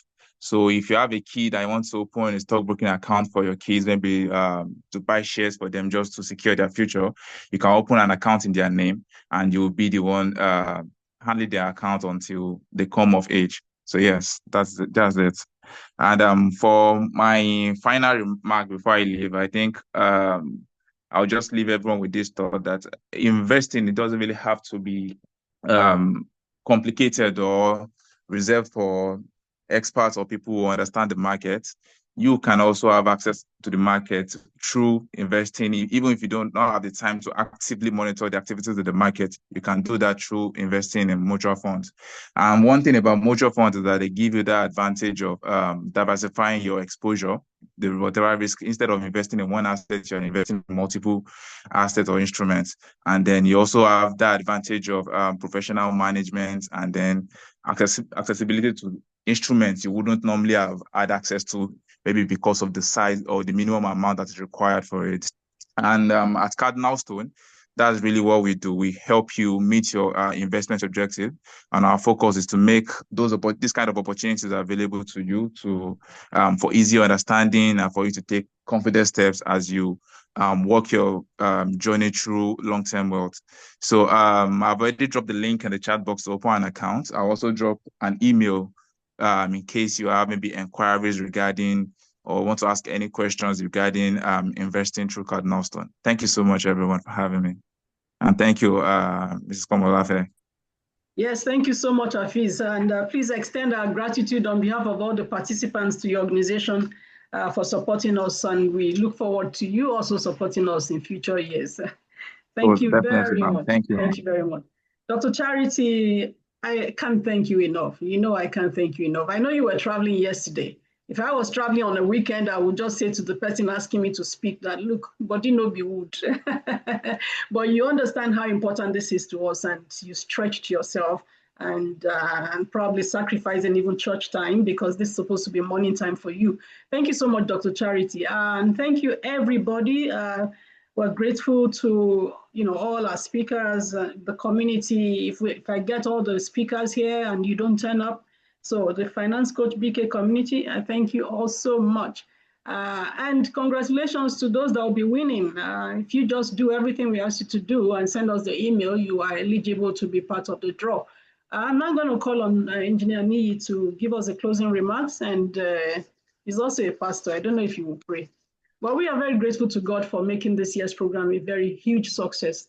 We're grateful to God. So over to you, sir. Thanks. Before I give my closing remarks, I would still like to ask Mr. Hafiz some questions just to provide some guide. I mean, having been a partner and sponsor, I should be able to advise them. So hasn't gone. I think he's still there. So Okay. Mr. Hafiz, two questions for me. I think there are some people who likely are falling in love with Cardinal Stone just because they've partnered with FCBK. So for those that might want to transfer their brokerage account to you, it would be good if you can tell them the process, what they need to do. So that's one. Secondly, there are people also who bought shares many years ago and they've not done anything about it. And having listened to Dr. Charity today, especially those that lost money in 2008, thereabout, and they want to return back, and they don't know where their stocks are, how scattered they are, how can Cardinal Stone help them? And also, I know Cardinal Stone have a registrar's outfit, so I don't know whether you can share with people who have claimed dividends that have been outstanding for some years, what they need to do to claim their dividends.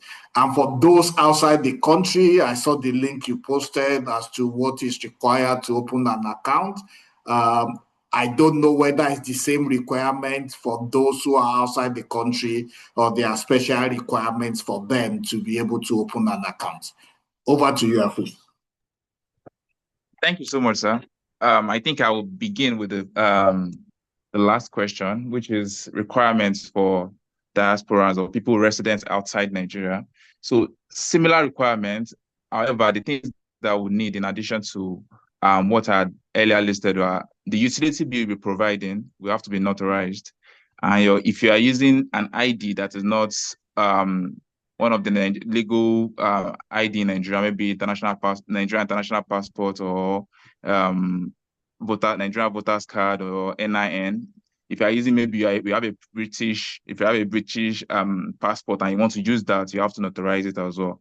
However, if it's in the Nigerian ID, a valid ID in Nigeria, then that is fine. However, your utility bill has to be notarized if you'll be using maybe a UK or a foreign address. So that's just the difference between opening an account in Nigerian and a diaspora. Also, I think you may be required to fill a tax form just so we can document you properly. But yes, but once your account is opening, so far the address is foreign, we'll reach out to you to get whatever additional document that is required. So with regard moving your shares from where they are at the moment, maybe from your current broker to Cardinal Stone, what we do is usually something we call an inter-member transfer. And what the requirement for that is, we have to send 3 letters. 1 letter to the resident house, which is the stockbroker that you currently use. Another letter to Cardinal Stone telling us that you want to move your shares from XYZ brokers to Cardinal Stone Securities. And then another letter to CSCS informing them that you want to do this. You can, if you send an email to us on that investor Cardinal Stone, we will tell you, we'll share you the drafts for all those letters where you can just sign and send back to us so that we can process. So you said the letters. We also need the CSCS statements from the residence house, which is the house that your shares currently sit with. And then also we need, I think the third thing is a stock transfer form, which you will get. So if you send an email, if you have maybe shares somewhere and would like to move them to Cardinal Stone, once you email us that you would like to do that via the email address I dropped in the chat box, we'll respond to you with the forms to fill and the draft of the letter that you can send back to us so that we can process. And then for those who have lost track of their shares, maybe after the 2008 crisis, you really do not know where the shares are. Luckily, we assist with that also. What we can do, we usually do something we call a global search. So a global search is just a comprehensive search that we do with CSCS. Since CSCS serve as more like the custodian of all the shares in Nigeria, they know every investor in Nigeria in the stock market.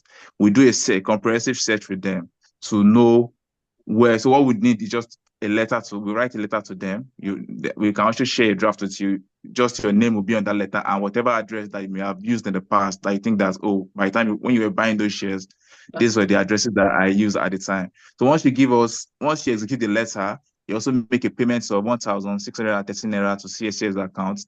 We can run the search and we'll be able to see the results. We'll see all the shares that you may have and wherever they sit at the time.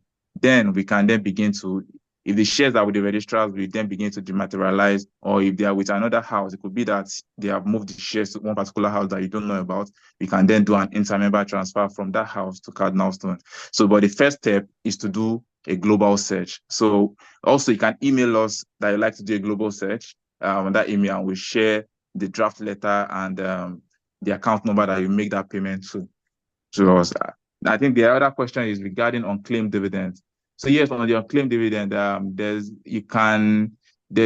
an EDMMS link where you can process the unclaimed dividends. So if you think you have some dividends that are unclaimed, or maybe the share that you have lost for a while, you've not accessed them, we'll also share the link to process that with every registrar. So essentially what you will need is just to upload your ID, your passport photograph, and your signature, and then pick the stocks that you want to process unclaimed dividends for. Once you do that, we will, I think the registrar will always, for each stock, there are registrar assigned to those stocks that manage those stocks. So then they will reach out to you for further guidance. However, you can also always share, there's always a printout after you have processed via that link. I think I will share that link before the end of this session, so you can search for your name. And once you search for your name, there's also on that link where you can process the unclaimed dividend that may be on that account. So once you do that, you can send that printout to us, and then we'll help you follow up with the respective registrars through our registrar liaison. So I will share the link for unclaimed dividends here, as well as maybe any other information regarding carrying out a global search. Yes, thank you, Hafiz. I know it's a pastor session, but there's a quick question I want to add. Someone says, is it possible Wait, Madam Bimbo, Dr. Charity's hand is home. Oh, sorry. It's just that it's for Hafiz. Is it possible to have more than one stockbroker? Just a quick one to follow up what he's saying. Yeah. Dr. Charity. Yes, you can have more than one stockbroker. But for every stockbroker, just like the way you can have multiple bank accounts and you can keep money in any of the bank accounts, you can open a CSCS account with multiple stockbrokers. So you open one with Cardinal Stone and you open one with another broker. So, but also but for easier, if you have a stockbroker currently, you can let us know that the CHN number, the clearinghouse number, so that we use that same clearinghouse number to open another brokerage account with Cardinal Stone, because that makes it, in case you want to, in the future, you need to consolidate your shares, you can use that one CHN to map all the accounts that you have. However, you can have more than one CHN as well. So whichever one that you feel you like. So, but yes, essentially, you can have more than one stockbroker. Over to you, Dr. Charity. Okay, so I have two questions. One is related to unclaimed dividends. Is there a process to process that for the deceased because I've gotten tons of questions for that, for people that want to process that for their deceased parents and all that. I don't know if there's a process for that. Okay, thank you. Yes, there's a process to for the deceased. However, additional requirements, things like you will need to present the death certificate, newspaper publication, and the letter of administration as well will have to be provided. So all of that, and then it's because via the link only does for individuals. So if you need to process for a deceased person, it will be directly through the registrar, which is there. You have to fill their e-dividend mandate form, then submit those documents along with them. So you have to submit the death certificate, submit the ID card of whoever is authorized, the administrator of the estate. You have to submit the letter of administration. I think newspaper publication as well. So and then there may be other requirements. Okay, there's also some registrars ask for banker's confirmation, just confirming the authorizer signature that okay, this is the signature that you hold with the company. So once the registrar receives all those documents, the dividend will be processed to the deceased estate account. So it means that person must have an estate account before you can then process all of this. Okay, thank you. One more question that's related to Cardinal Stone. Do you have do you provide brokerage as a service, maybe for fintech companies to offer your platform on their platform? Yes. Like that. You do? Yes, we partner with fintech platforms. Currently, we are partner with Yocha. Yocha is a fintech platform, something like and they use our service to offer brokerage services to clients. So yes, if you're looking to onboard, maybe you have a fintech company you'd like to partner with Cardinal Stone, that yes, we do that. Yes, even though we also offer. Yeah. How do we go about it? Yes, I think we can communicate after this, and then I will link you with our business development team. Okay, thank you. Yes, thank you, ma'am. So Dr. Charity is a good place to tell us about the app anyway. I know Pastor will be charging me that I'm talking when is his session. All right, so tell us about the Wealthy Gen app. Yes, and I asked this question because it's something that has been in the works. So right now we have a mobile application, a money management mobile application that currently anyone can use to manage their finances, to set financial goals, to track income and expenses, create budgets, and monitor your net worth. In fact, the goal is for it to be an all-in-one money management tool that you not only use to track your finances wherever they are, your assets, your liabilities, your stocks, and all that, so that at a tap, you know your net worth, you know the values of your assets, regardless of which bank account or brokerage account you have them. But then the next phase of where we are going in is for people to not only track their finances within the app, we want them to be able to learn everything about finances, stock investing within the app, and then to be able to also save and invest within the app. So, and then eventually we will have an advanced AI integration that will not only recommend what you should be learning, but recommend positive actions, ways for you to improve your finances, or maybe recommend something that you can consider investing, or even recommend a training for you to, I see that you have a lot more debt than your asset. Consider looking at this learning activity within the app for you to be able to understand how to manage your finances and all that, and also be able to invest within the app. And that's why I asked this question, to see if Cardinal Stone has a brokerage as a service that we can embed within the app, so that people can get on Wealthy Gen app and be able to invest using maybe Cardinal Stone's brokerage account, something like that. So far it's functioning. Anybody can use the app, any part of the world. All you gotta do is select your country. It works. If you select Nigeria, it defaults in the Nigerian currency, and it works with the Nigerian current interest rate. And then you can be able to invest in the Nigerian stock market, or even have access to US stocks once we finalize our next version of the app. Okay, thanks, Dr. Charity. Someone asked a question about cardinal stone being registered and regulated. I can confirm that that's yes, they are regulated by SEC, the various arms and subsidiaries that they have. So, Hafiz, thank you very much. I'm sure I've done a good advert to you. I expect that you will get tons of emails by tomorrow. And I don't think there is any reason for anyone not to be able to send you an email to just open a brokerage account. I think that's the starting point. In rounding up, I will just tell us a story or share an experience of a friend just to drive the message we have been hearing in the past 3 or 4 days or 3 days home. And this applies to those of us who are parents and those who are young ones. So just assume that as a parent, you gave birth to a child in 2002, or if you are a child, assume that you were born in 2002.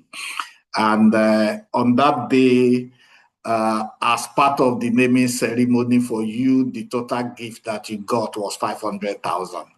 So we are going to do an exercise. And there was a share in Nigeria then that was doing an IPO in 2002. They basically produced palm oil. So if you have been buying palm oil, it's likely it came from one of their farms. And that's Presco. So in 2002, Presco did an IPO. Dr. Charity talked about an IPO. People asked what an IPO was about. So they did an IPO in 2002 for 5 naira per share. And typically, well, I don't know whether to say typically, but what happened was the share was undersubscribed. So they had an underwriter who was IBTC. So IBTC have to take the remaining shares, and IBTC came on their board. So if what they gave you as your gift during naming ceremony was 500,000, you could have bought 100,000 shares of Presco on that day. Fast forward to 2008, Presco declared a bonus of 1-for-1. So your 100,000 shares will have increased to 200,000 shares. Okay, so by 2008, I can't remember the price then, but just know that you now have 200,000 shares. Then fast forward to 2025, which is 23 years after, Presco declared a dividend for full year 2004, I think about 42 naira or thereabout. So your 200,000 worth of shares multiplied by 42 naira dividend will have become 8.4 million naira. That's just dividend for the investment of your 500,000 that was made in 2002. And currently, the price of Presco is about 1,500 naira. So multiply 200,000 by 1,500. I think that should give us about 300 million. Am I right? I'm not sure my mathematics is correct now.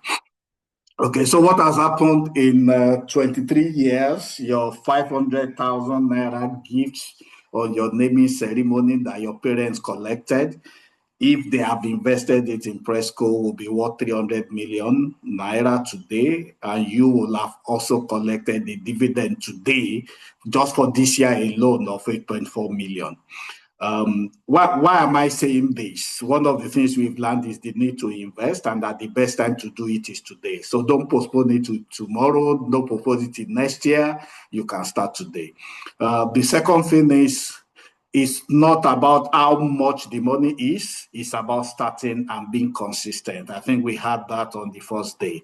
They need to be consistent about it. People said they were scared. Yes, some people have lost money. And what I always tell people is, yes, there will be some losses. All what you need to ensure is that your winners are more than your losers. If you are afraid of losing, you will not do anything. I mean, if you're afraid of the rain, then you will never go out. So you need to conquer your fear. You need to step out, not just throwing money around, but start. Just start. And I will just maybe sound a word of caution. Investment is not a money doubling machine. I think Dr. Charity was talking about risks. Okay. I can go and do bet naira.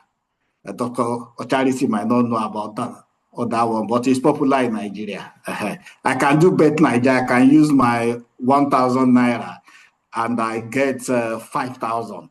But that is high risk because of the probability of success. Okay. And what the mistake people make is because they are lucky, because it's mainly based on luck. You have no control over it. If you are lucky and you get carried away with the luck, one day you will stake all your money and you will lose everything.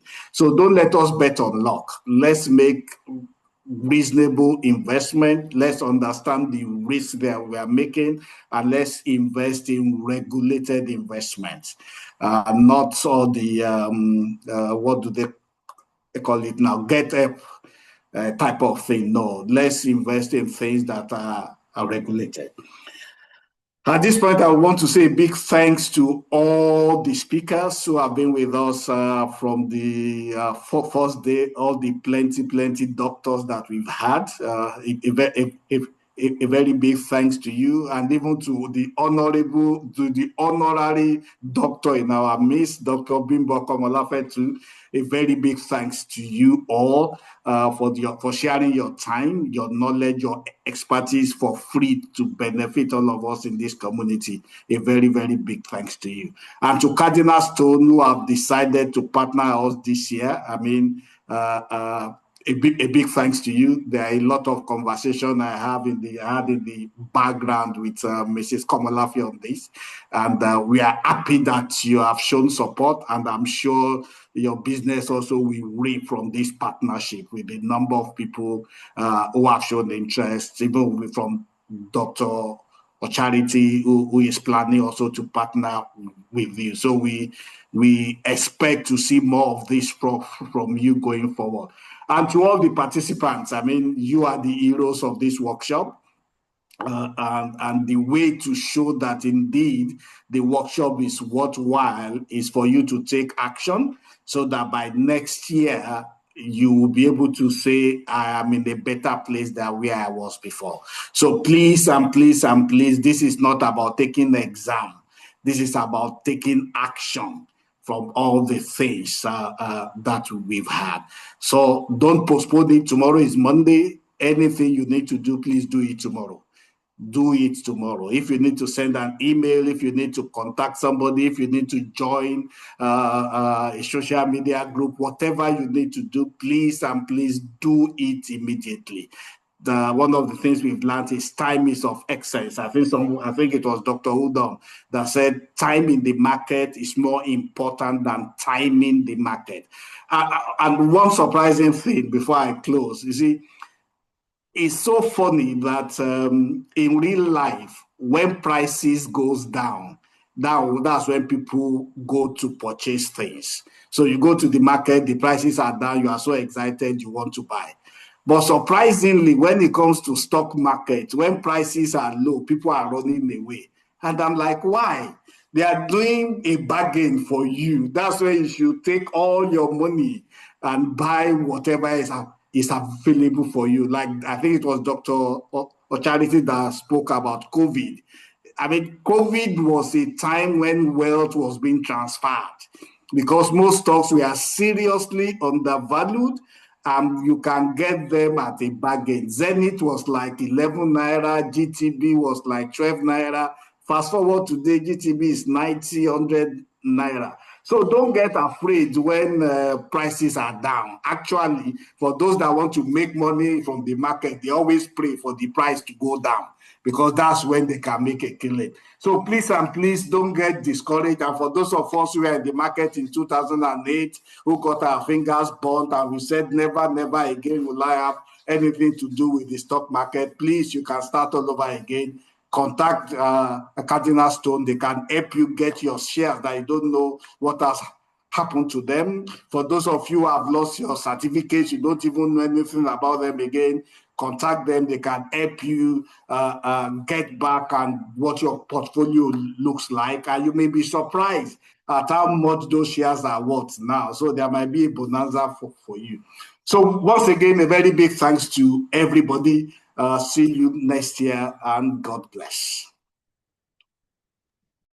Thank you so much, sir. Thank you so much. I appreciate all you do, the pushing, making us accountable, using our time well, and all of that. We're very grateful.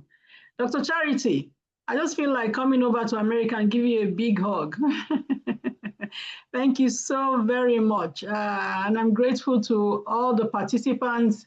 We can't call all your names, but you're all appreciated. Abdul Rashid Rodiat, Abuloma Control Room, Adediji Taiwo, Mrs. Famobiwo, Alina Susan, thank you so much. Year over year from Zambia, am I right? Please correct me in the chat box I'm wrong, but she joins us every year. Amos Bukola, yes, Andoka, Dochivi, Christopher. I know how to speak your language, and I will say Nsuwe, Kuaga. Basi, Dorothy, Beatrice Onu, Blessing Oji Uzo, Mrs. Bolanle Tayo Ojo. She was our guest speaker, and she shared her experience with us yesterday on how she's building money on the side. We'll have all our videos up. Dr. Charity, you want to listen to her because she's working in oil and gas sector and she's building business on the side. I think she's related to you somehow, focusing on the corporate and also having this thing on the side. Thank you, Mrs. Tayo Ojo, for joining us. Dolaku Akingbomire, thank you so much. Dr. Ajibola Ganiya Odunola, you've been joining us, so thank you so much. I don't know where you're joining from, but most likely diaspora. Thank you. Dr. T, if you like, just write only the doctor, don't put the T. We know you're joining us from Manchester. Thank you so much. Elijah, Emmanuel Usoro, we saw your comments. Esther Oyeleke, thank you very much. You joined from day one and you're based in the UK. I hope you took a lot away and that you'll be investing very soon. Fatia, Fola Shade, Mommy Fola, how can I call you like that? That's our grandma in this forum. And Mommy Fola invests, and she invested when she was younger, and she's living on passive income from shares. I didn't know she was there. She would have spoken to us. Gabrielle from day one, thank you so much. Godwin Ishaku, Hassan Danladi, Usani Kasim, Iboke Kingsley from day one. iPhone, you better send us an email so we know who you are so we can put you in the draw for prizes. Jerry Matthew, Juliet, yes, from day one. I'm sure you're building a business on the side. Luke Glory, McDonald Cookie is one of our mentees and has been a part of this community for long. Thank you. I think I saw you sharing the link to Teju's session yesterday in the chat box. Thank you so much for that.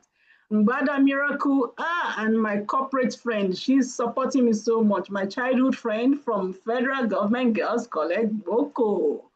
Ngozi Umbonuike, thank you so much. I'm sure you too, you understand why I was greeting that guy in Tiv language and I said, Usuwe, Kwaga. Nsoma, good luck. Thank you so much. Agu Ogo, Agu, Ogundeyin, Olasumbo, Olajumoke, Olatunji Glory, Olu Awogbemila Teriba, Olufemi Oyekunle, Olubodi Babafemi Adetola from day one. You've been joining us. Oluseyi Matthew, is this you or your wife joining us all the way from Canada? So good to see you online. Oluwafemi Oluwaniyan, Oluwaseyi Adewumi. I think I sent you a note. Oluwaseyi Adewumi, I sent you a direct message. Please get in touch. Oluwatoyin Makinwa. Oh, Omodumbi, that means that Mr. Matthew is here live and direct, because this is his wife. Omowumi Oshiberu Bajamo, Raji OK. Escola, we don't know who you are, but please let us know your full identity. You've been with us from day one. Escola, Lagos NG. Shobanjo, I think you've been with us from day one. All these are coded participants. Sunday Anjorin, Tabitha, Tammy, I don't know if that's my niece, Testimony, Tolu Lokpe, Pastor Tolu. One must be your wife because both has your name, both have, well, maybe. One is Pastor Tolu, one should be his wife, or another Tolu Tokpe, I don't know. Tunji Sule, Pastor Tunji, thank you all for being a part of this program. It's something to have a passion to want to teach people, but if the people don't show up, I can't teach myself. Thank you so very much, everyone.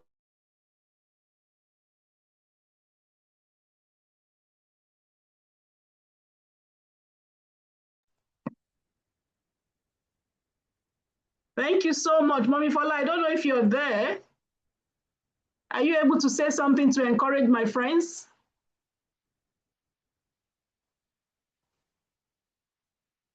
Mommy Fola, are you able to? Mommy Fola is over 70 and she's still in Good this. evening. Hey, so good to hear your voice, ma. You always encourage me Oh, when you good show up. evening, ma. Hey, Good so good. evening, ma. Yes, I have ma. missed you. I have missed you too much.